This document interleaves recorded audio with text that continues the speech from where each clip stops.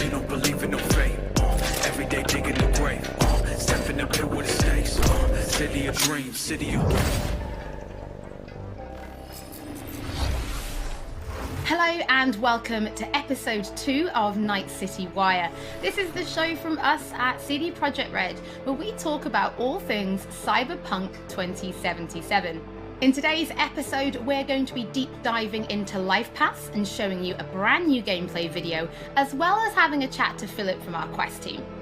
Then we're going behind the scenes and taking a look at how Refused are bringing the band Samurai to life. And then we're showing you another new gameplay video and having a chat to Pavel, our senior gameplay designer, about just some of the tools of destruction that will be at your disposal in Night City. So let's get started. Street Kid, Nomad, or Corpo? Which will you pick first?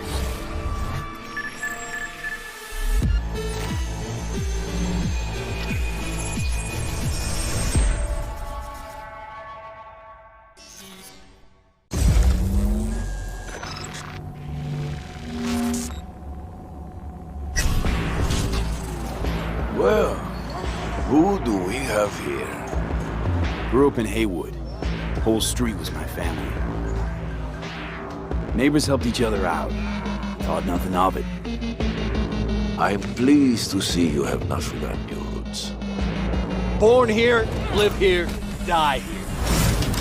Childhood memories. Hopping buildings, running away from badges. Iron tasted blood from a split lip. Motherfucker! Got everybody fighting for a slice of the street.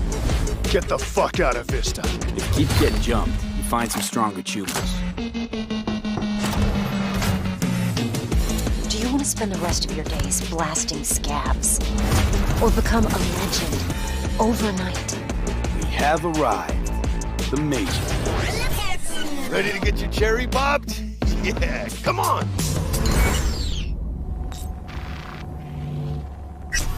My childhood? Let's see. Racing my bobber for the first time through the hills. Oh, and first kiss in the middle of a synth cornfield. We nomads choose who to make our family. A choice forges strong bonds and a higher duty that stands solid as an old oak. My family's in pieces. That's why I'm headed for Night City. Makes you an outcast among outcasts. Miss this, you know? Camaraderie. I know. I saw it in your heart the first time we met.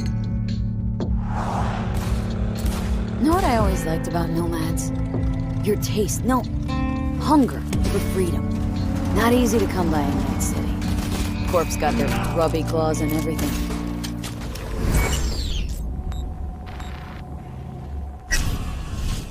I have those reports you asked for. They were supposed to be ready yesterday. The world's going to tear us apart when the word gets around. The world's never going to find out. If I go down, you're going down with me. No! I'm not fucking joking! This isn't a request, V. But no way you're fucked, right? You're the one who fixes other people's shit. If you work in Arasaka counter intel, you're always fucked. Today, they got you to zero somebody. Tomorrow, they'll get somebody else to zero you. What's the rules, Jack? Want to be top? Gotta have some skin in the game. Yeah, but you're not on top. Saburo Arasaka is. And you're the pendejo who keeps him there. Work for yourself, live for yourself. That's the only way.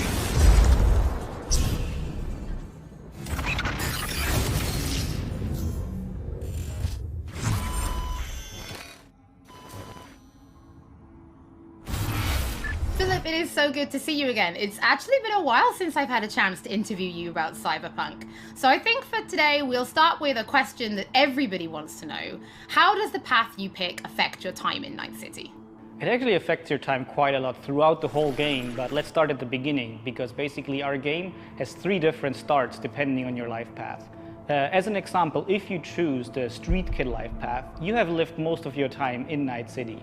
You know the streets, you know the gangs, you know the slang, you kind of know what's going on in the, let's say, lower life aspects of the city, which can of course give you lots of good opportunities also later on in the game.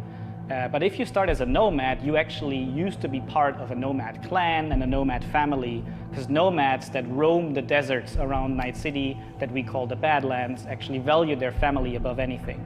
But for one reason or another, you actually left that family behind, and now the beginning of the game for you will actually be how to get into Night City and how to make a new life there. Then you can also choose to actually be a corpo and choose the corporate life path. And that basically means that you're not at home in the streets of Night City or in the deserts of the Badlands, but actually inside a boardroom, because you rose the corporate ladder of the Arasaka Corporation, which basically gives you the ability to sometimes, read between the lines, read people when they're trying to do business, which of course can give you many nice opportunities later on. So this isn't just about the start of the game. Can you maybe help people understand how this translates into the gameplay?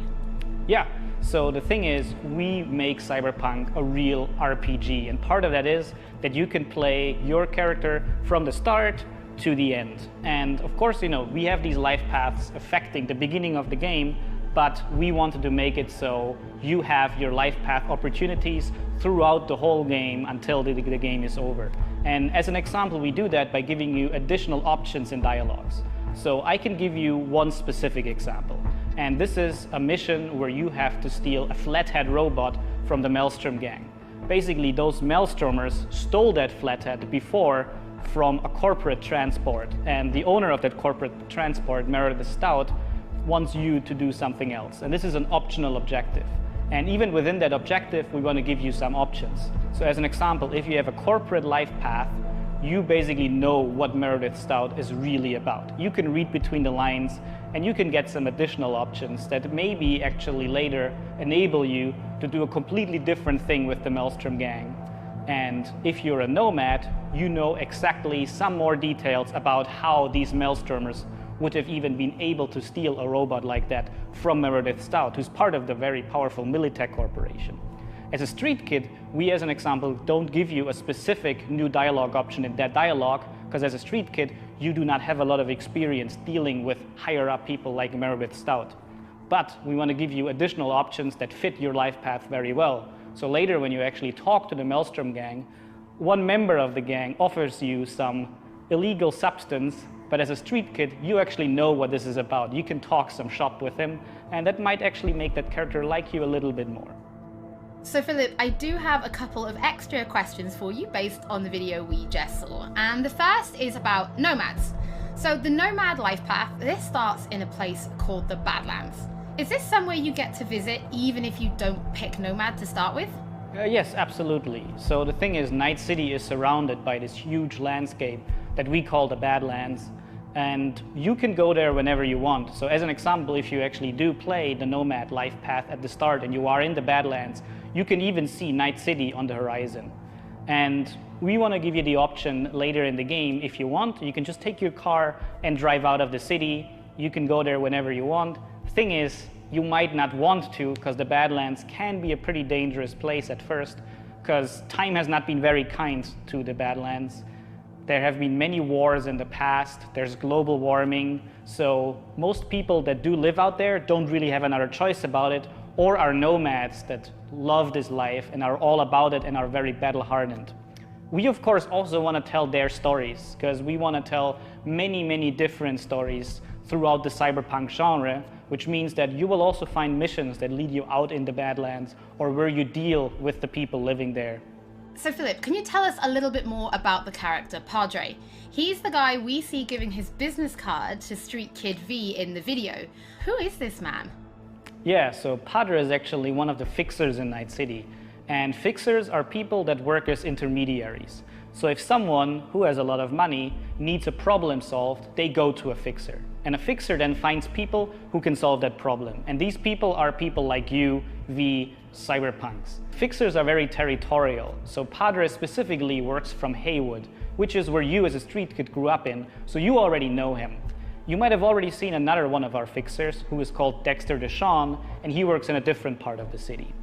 So specifically Padre, you might know him as a street kid, but even if you played other life paths, you might sooner or later meet him because he's operating in Haywood, which is a pretty big place with many good jobs. So if you want to make some cash there, you will sooner or later deal with Padre. Philip, thank you so much for joining us. Now on my first playthrough, pretty sure I'm going to be picking Nomad, but for those watching, we would love to know what you'll be picking, so have a think about it and send us a tweet.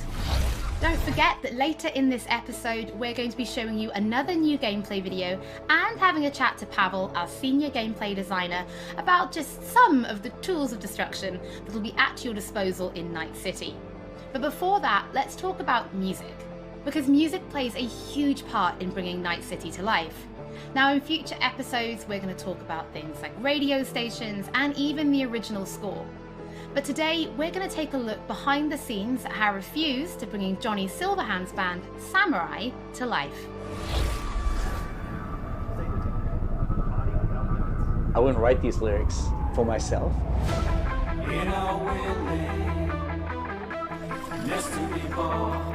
So it's kind of interesting to get into like the mindset of who is this character and what would they write about, or what's their agenda.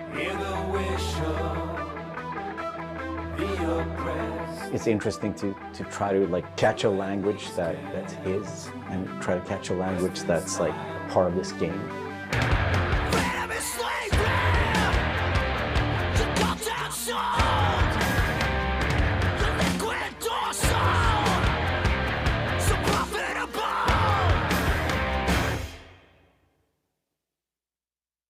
There is a reason why we're here.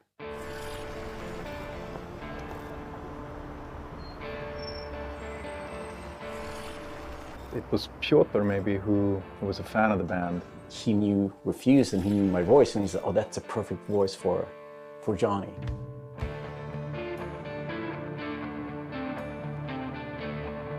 And that they wanted, I guess, a sound that was a bit contemporary from when Johnny's supposed to have had the band, because he's sort of like an anti-establishment kind of guy. Gonna drag a corporal rat on stage, make him kneel, douse him with gas, then light him up. So of course there are things that you can relate to, and like just like this outcast and this rebel that's fighting against like the corporals, and that's definitely something that's been a part of my life and a part of Refused life. We came out of the punk rock scene of northern Sweden. He's like the future version of us, you know?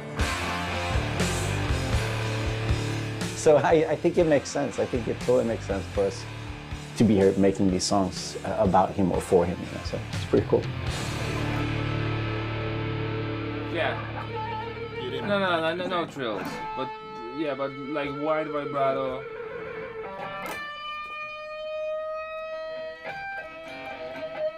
And then, I mean, just sort of build, yeah, slowly build sort of intensity.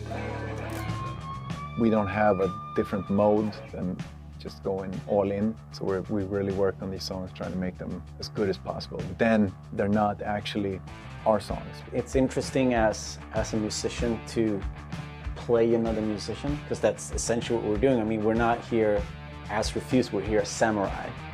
And I'm here with Johnny Silverhand, you know? So it's like the voice we're representing here is someone else. We'll never fade away! It's been a mind fuck.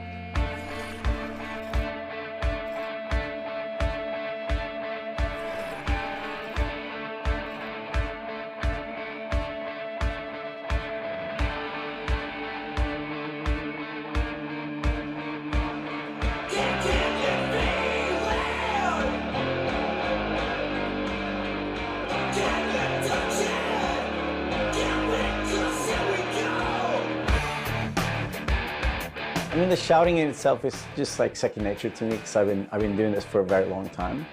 But then when someone comes in and says, I'm happy with everything except for Azza Lim. Again, it's Azza. Azza. Okay. The shouting's great, but think of that accent, or think of that like enunciation. It's a bit weird because it's a very different way of singing when you're screaming like that, and it's hard to sort of swallowing some syllables there. Adjust your accent. Oh yeah, just try it again. So it's been a bit kind of frustrating. It wasn't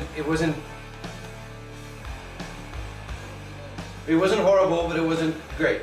But I mean, I get it. I mean, we have to maintain the illusion that this character that's a character of the game also is me, like when I'm singing it. So it makes sense. But yeah, it's a bit different to have someone telling you exactly how to enunciate things, because I'm not used to, usually people are just like give me a thumbs up, and then like, you know, you think the things like the rhythm, and you think about the pitch, and you think about all these things, but then someone comes in and like, that word sounded weird. I'm like, what? No, it's how I sing. But so it's been a very, yeah, a bit painful at times.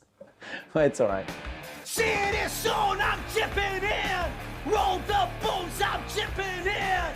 Belt that cone, I'm chipping in. Mayhem close.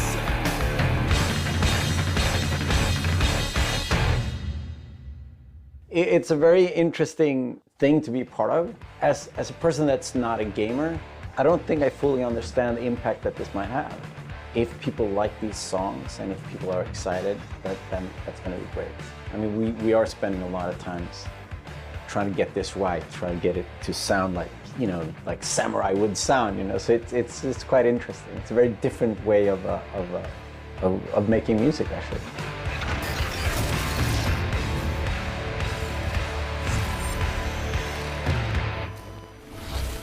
You can already find 3 Samurai tracks available on streaming services: Chippin' In, Never Fade Away, and The Ballad of Buck Ravers. But we're excited to announce a 4th new song called A Like Supreme, which is coming to streaming services today. That means you can check it out once the show is over. Don't forget that if you're tuning in late, or if you just want to watch anything again, we will be uploading everything to our channel soon. Next up, Pavel and I are going to introduce you to some creative ways that you can solve problems in Night City.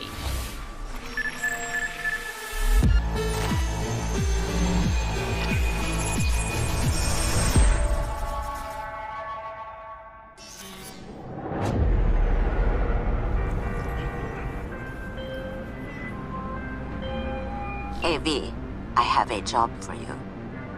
A client of mine is making an arms deal. He needs protection.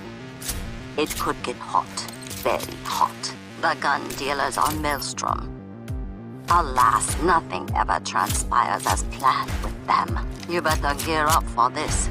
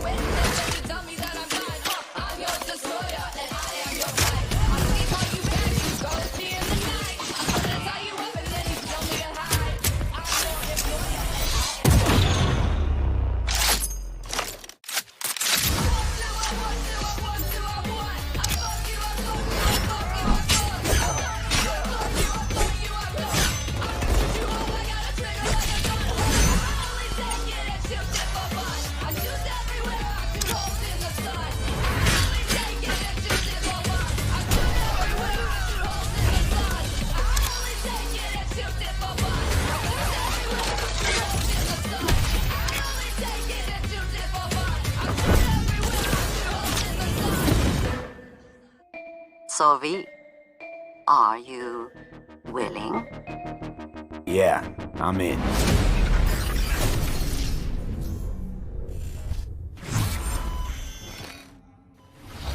Pavel, thank you so much for joining me. Now, there was an awful lot in that video, right? Because it's more than just guns.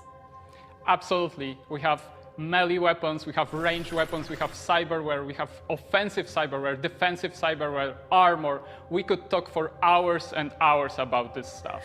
I think just for today's episode, we should keep it simple and let's just talk about guns. Can you tell us the different types of guns that will be in the game? So we have 3 distinct types of guns in our game. We have power weapons, we have tech weapons, and we have smart weapons. Now, power weapons are the most similar to contemporary weapons. One thing they can do, which normal weapons cannot, is ricochet bullets off of surfaces. So you can hit somebody hiding behind cover or hiding behind a wall. Now, tech weapons, on the other hand, use electromagnetic power to propel a fully metal projectile to extreme velocities. What that allows them to do is to punch through cover or punch through walls to hit somebody who's not even aware that you're there. Smart weapons use guided missile technology to actually track targets in real time. So you can hit somebody who's dodging, running away from you, or you can hit somebody who's hiding behind cover. So Pavel, Cyberpunk doesn't just contain FPS elements, right? It's also a fully fledged RPG. So can you tell us how you guys approached introducing those RPG elements into gunplay? So I can tell you one thing, Holly, it wasn't easy to merge those two elements together. Now, we've spent a considerable amount of time merging the RPG and FPP side of our game. What the player will experience is that V changes from a small-time mercenary to a legend in the world of Night City. V becomes more and more proficient in using weapons as the game progresses. So they will see that reload times become shorter, the accuracy of your weapons grows, you will have faster aiming time, you will move faster with your weapons. Everything becomes more in your control, and that gives you more opportunities to defeat the biggest encounters that we've designed for you. So I have prepared a few extra questions for you, Pavel, if you're feeling up to it. Of course. Okay, well the first is going to be, how do you find more weapons in Night City? Like, where will players be looking for them? So I expect the players to look everywhere for new and exciting weapons. You can, of course, buy weapons at vendor shops, and they will house an entire catalog of weaponry that you can get. However, the best weapons that you can find will be taken from enemies or loot caches that we have everywhere in Night City. The weapons rarities range from common through uncommon up to rare and then legendary. And as they go in rarity, they actually climb in power. However, legendary weapons are very specific in such a way that they possess unique abilities that you will find on no other weapons in the game. The players will actually need to make some tough choices to find some legendary weapons, because maybe they need to choose whether to kill a person who holds the legendary weapons that they want, or to spare them because they like them as a character. So next question, let's talk about weapon modifications. What mods can people give to their weapons in Night City?